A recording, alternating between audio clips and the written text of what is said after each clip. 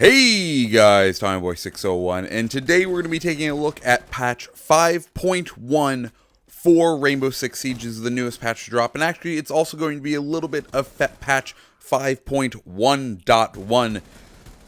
Basically, this is a patch to fix everything that might have kind of gotten broken with patch 5.0 or Season 4 release of Red Crow inside Rainbow Six Siege. So let's kind of dive on in and see what's in this patch. First off, vote to kick feature was being abused. This was occurring especially in ranked. Stacks of four were voting out people of one, and if this happened to someone multiple times, they'd get a really long ban from ranked play, and that is no fun, especially when you didn't do anything. So, until this feature can be reworked, it is being completely disabled in ranked play. As far as casual play goes, the system is now going to take into account the number of grouped and ungrouped team members, and if there is, say, a large group, you will need more than just everyone in that group to vote the person out.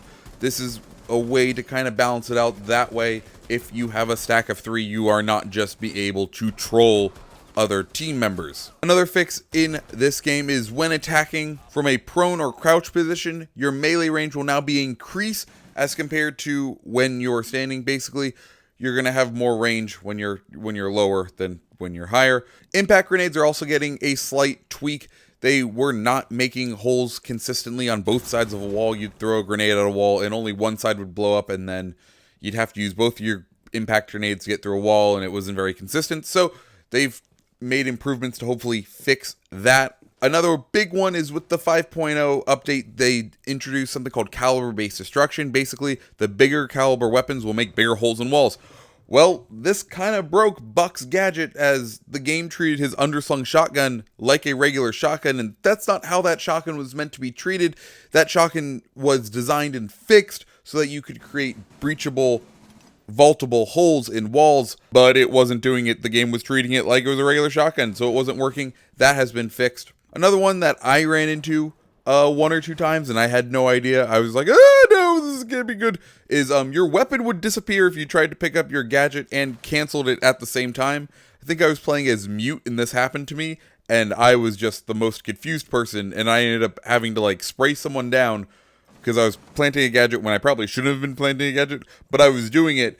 And then I had to attempt to take someone on with basically a empty hand and a magazine in my hand. It was a very interesting, like, little firefight, but I'm glad they fixed it. Now, the big patch that is coming with this, and actually 5.11, it wasn't able to get deployed completely in patch 5.1, but it will be in a hot fix. And what Ubisoft is saying is in the coming hours or even within the next day, is the Hibana. Basically, Hibana broke the PS4 version. When Red Crow released on the PS4, if someone used Hibana's gadget and you were in that room, it would drop your frame rate to 0 and would most likely crash your game, which you could probably see that would be a very, very bad thing. And it is something you could also take incredible advantage of, because you could have one team member who plays Hibana open up a room with just like an ash wall breach or a thermite wall breach, throw Hibana's thing into a room, detonate it, and then have your teammates take out the people whose games are now completely crashing. It is not fun. That is being fixed. Another change to our new operators is Echo is actually receiving a nerf.